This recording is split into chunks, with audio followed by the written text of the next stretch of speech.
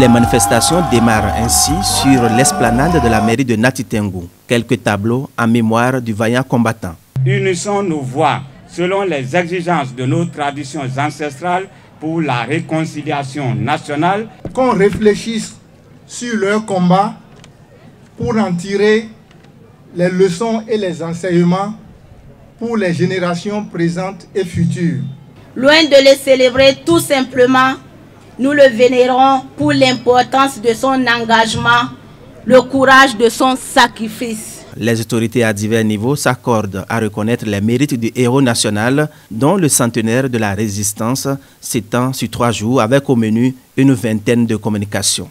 Le cadre environnemental et social de Kaba, c'est au cœur de ces montagnes qui nous entourent qu'est né et a grandi notre héros. C'est aussi dans ces escarpements rocheux qu'il a mené sa résistance près de 3 ans durant.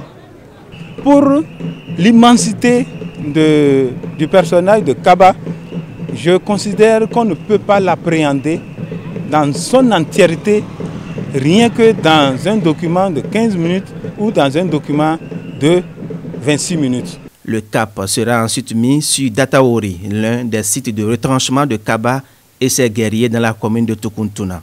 Après quelques marches à couper le souffle, les randonneurs marquent une pause pour le recueillement. Quand on entre par ici, on sort à près de 8-7 km de l'autre côté, à Campovre.